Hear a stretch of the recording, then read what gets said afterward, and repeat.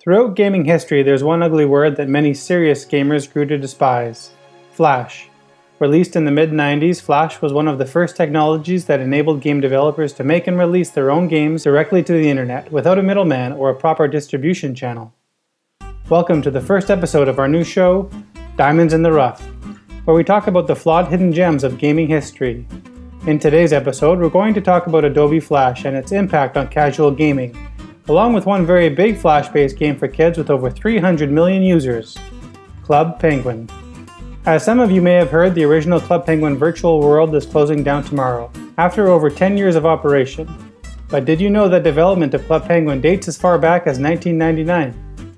And did you know that there are almost 100 different Club Penguin games? In this episode, we talk about the rise and demise of Flash, along with some of our favorite minigames from old school Club Penguin.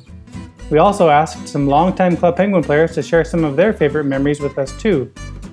So sit back and enjoy this first episode of Diamonds in the Rough. If you like it, make sure you subscribe to our channel for future episodes. Part 1. Flash versus the smartphone. Flash began life as an illustration program by developer Jonathan Gay and his business partner Charlie Jackson in 1993 called Smart Sketch.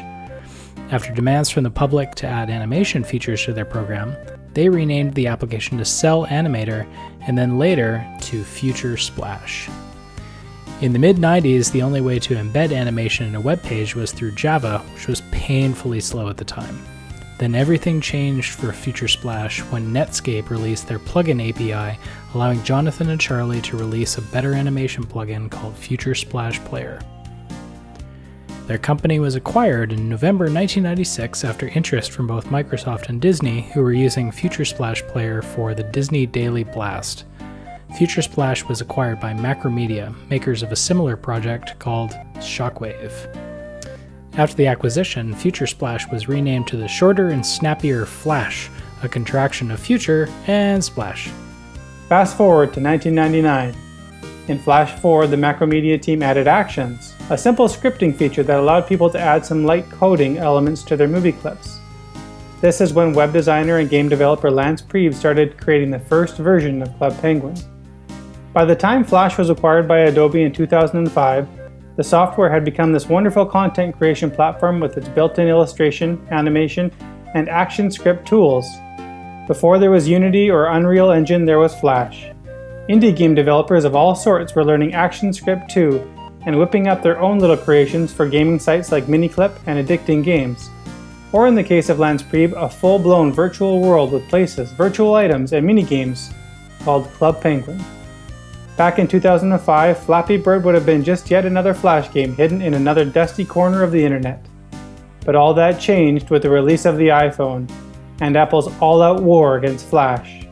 Since Flash performed so poorly on mobile devices, Apple set out to standardize a new way of releasing casual games, the App Store.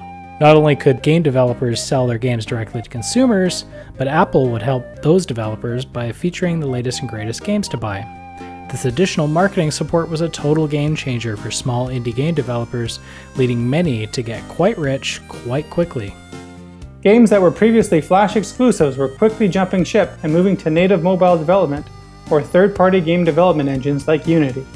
And now, in 2017, engines like Unity enable developers to create games for multiple platforms from a single source. Instead of making a game with a proprietary scripting language like ActionScript, devs can now code in C# with Unity and deploy their code to multiple platforms like web browsers, PC and Mac, and even brand new gaming consoles like the Nintendo Switch. But where does that leave the Flash-based games of the past? While many Flash games have been ported over to mobile devices, there are thousands more that will just cease to exist since sites like archive.org don't preserve Swift files. Most of these games are too simple to be enjoyable, but like the Atari 2600 and video games before it, they are important moments in history. Games like Meat Boy originated in Flash, and there are plenty of other interesting historical moments there to be preserved. So with that, let's talk about one of the biggest games in Flash history, Club Penguin. Part 2. Club Penguin. For those who don't know, Club Penguin is more than just a simple Flash game. Instead, think of it more like a vast connected MMO for kids. Since it was released in 2005, the Club Penguin team released new content almost every single week for the past 10 years. Everything from clothing items to pets to virtual newspapers to customizable igloo items to minigames. Every player has their own penguin avatar and can dress up their avatar with trillions of different combinations. Try to fathom just how many 3D models the team had to make for these penguins across 10 years of content. It's actually quite staggering. But as fans of video games, what may be most interesting is just how many games were released within the Club Penguin game. There are around 100 different games, including full-blown point-and-click adventures a la the classic Sierra or Putt-Putt titles. Since this vast virtual world is closing tomorrow, we wanted to feature our top 12 favorite Club Penguin game titles, along with some tributes from longtime fans. After all, we both worked at Club Penguin a few years ago, so we wanted to pay tribute to the little game that gave us so much, and the team that worked so hard on it. Number 12, Astro Barrier. What's that, you ask? Where are the penguins? Great question.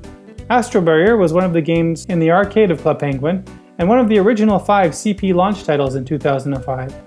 What's great about this game is that it feels like something from the Atari 2600 days. It may look a bit like Galaga, but it's more of a puzzle game than a shooter. It's a calm and thoughtful game that rewards great timing. It's still hard to believe that Screenhog was able to get so much done all by himself in 2005 and 2006. Back in the day, he not only made games but drew a ton of the art for the game, composed music, and even wrote articles for the newspaper and interacted with fans. This guy is an absolute rock star and makes these wonderfully thoughtful puzzle games we like so much. It's a shame more people don't know about his fantastic games. If you're looking to play one of Chris's thoughtful games, check out Phrase Shift, which is available on Steam in a link we'll include in the notes. Unfortunately, Astro Barrier will be disappearing by the end of this month. If you want to see what it looks like, there are plenty of videos on YouTube. Number 11, Kart Surfer. This is one of the first games new team members would play when they joined the Club Penguin team. So it's another game made by Screenhog, but this one's a little bit more action-based, rewarding quick reflexes and timing memorization. Kart Surfer is a simple, short, and fun minigame with short playtimes. For Club Penguin players who are feeling nostalgic, a version of this game appears on the first Club Penguin title on the Nintendo DS, Elite Penguin Force. Fortunately, the game is fairly cheap on eBay and at retro game stores since it sold about 2 million copies, so there are plenty floating around. Number 10, Card Jitsu Water. This game is a classic example of why Flash sucks. The team worked so hard on this competitive action board game and it was really challenging and fun. The downside is that you need a super fast computer to play this game properly, since Adobe Flash only runs on a single core of your computer processor. One thing we love about Cardjitsu Water is that it's built using elements from the Club Penguin trading card game Cardjitsu. So it's a great example of taking one game and turning it into something else entirely. Cardjitsu Water could have been great with actual controllers on a real gaming console and not, with Flash. Unfortunately, this game won't be available after Club Penguin Classic closes down. Number 9, Pizzatron 3000. I still remember when Aaron was making this game back in February of 2007.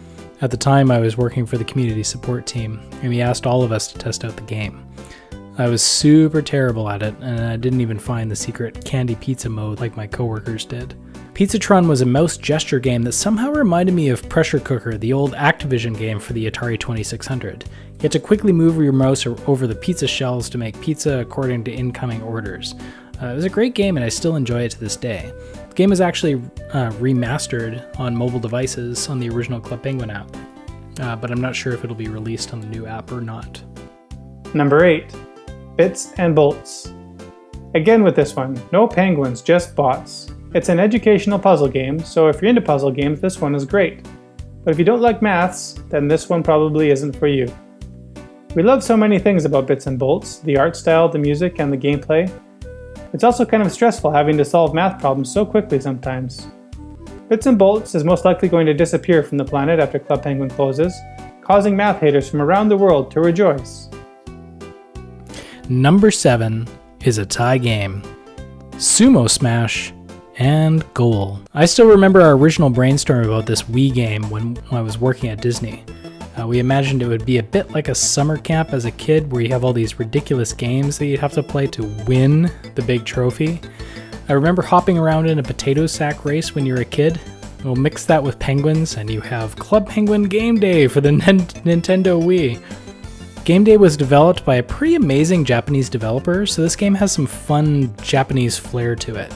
There are several great little party games on Game Day.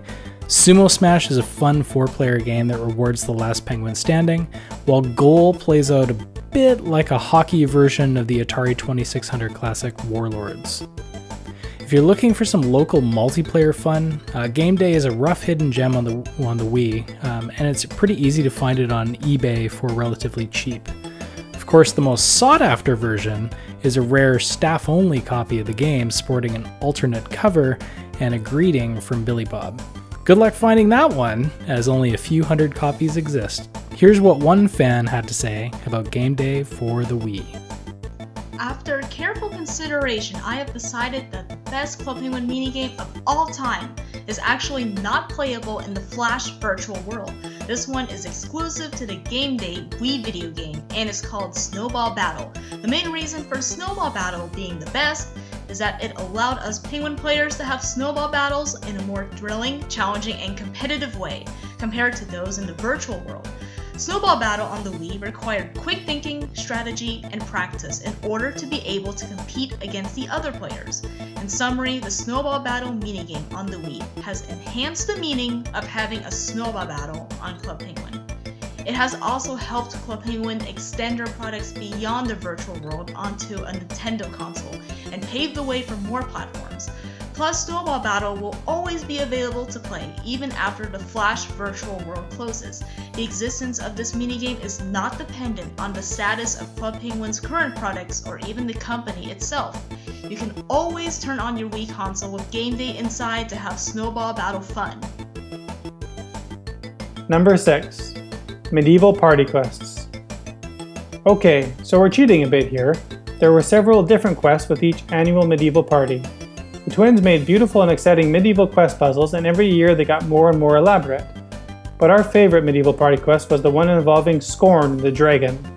The medieval quests were the closest Club Penguin ever got to making something like Zelda: A Link to the Past, and the big dragon battle against Scorn was like an epic boss battle, except quite a bit easier than something on The Legend of Zelda. Number 5. Sled Racing and Sled Racer. Okay, technically it's not a sled. It's actually like a toboggan. No, wait, it's not a toboggan. It's a tube. It's like an inner tube. It's like a tire. Anyways, it's kind of funny that this game is called Sled Racing because it's not a sled. But this is a true classic, the first multiplayer game in Club Penguin and one of the original launch titles back in 2005. So this is a Flash relic. It's also the source of a great myth in Club Penguin, the mysterious Old Blue, which was a shade of blue not available to players. Of course, if there's an item that a player can't get, it's bound to get legendary, regardless of what game you're playing. This is not exclusive to Club Penguin. Many games have this thing. If it's not available, it's cool. Sled Racing inspired a later mobile app called Sled Racer, a single-player endless runner mobile app. So like Pizzatron 3000, this game was actually developed by Aaron Hibbert, who created many other Club Penguin games like Aqua Grabber and Puffle Launch. Aaron also has his own YouTube channel where he posts Unity tutorials. Check out the link below and make sure you subscribe to his channel. Aaron's working on a racing game inspired by Diddy Kong Racing right now, so make sure you check that out on Steam and show him some support.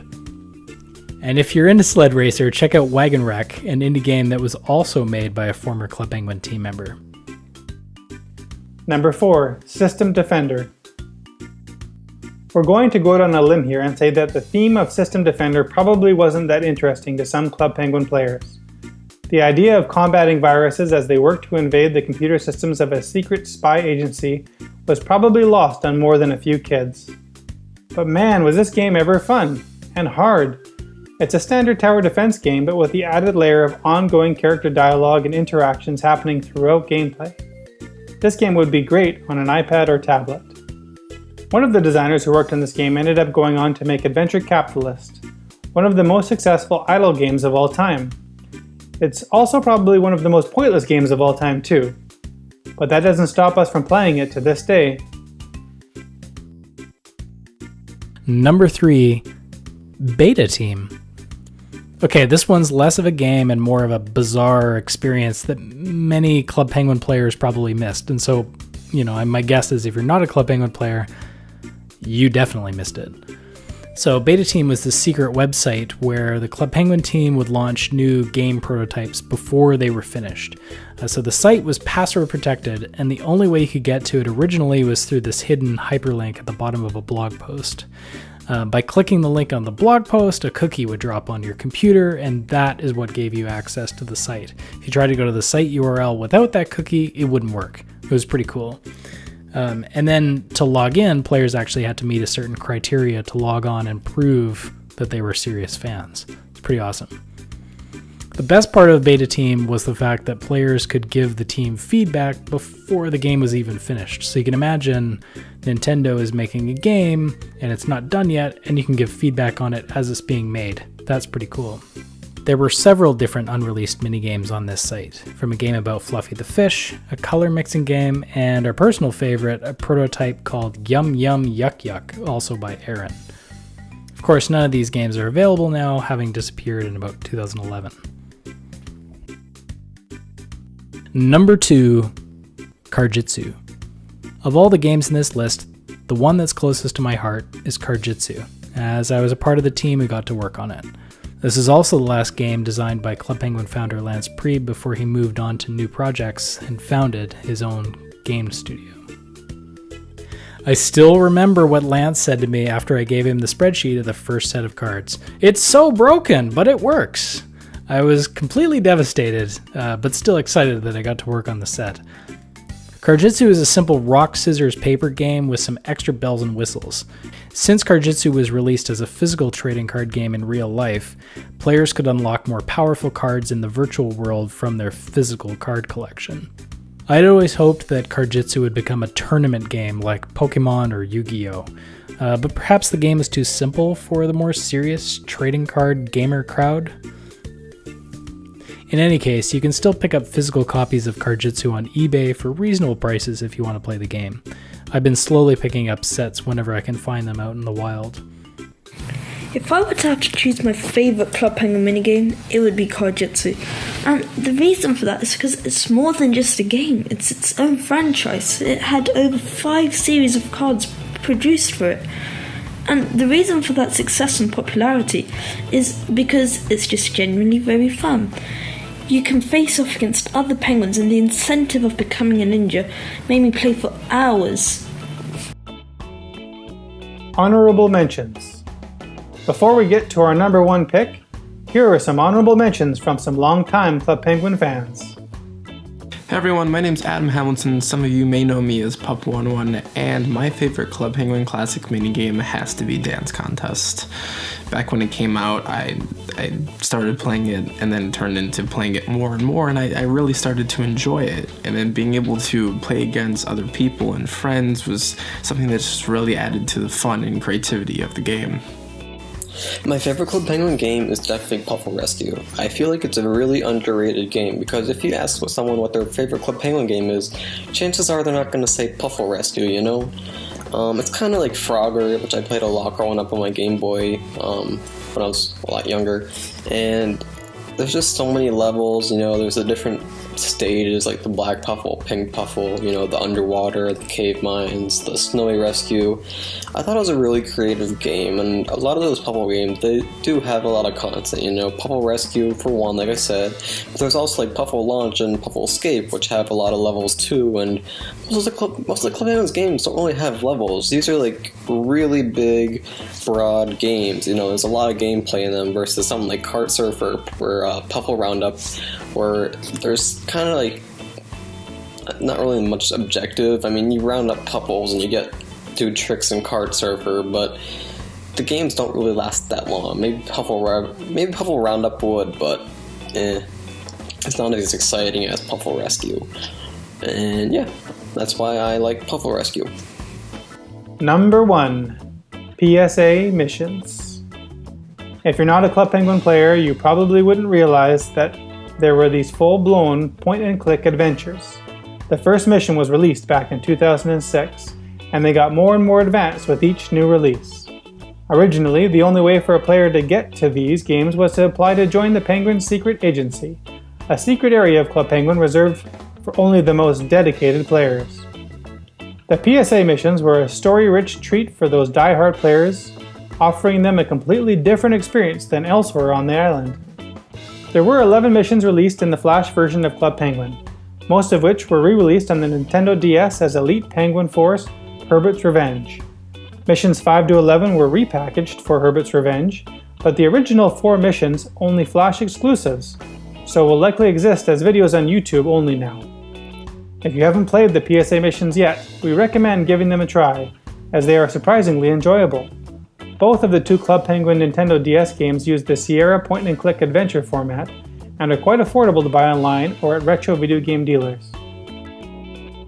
That concludes the first episode of Diamonds in the Rough. Hope you enjoyed it! Subscribe to our channel for future videos about the flawed but hidden gems of gaming history. If you have a suggestion for a future video, let us know by leaving a comment below. And until next time, waddle on.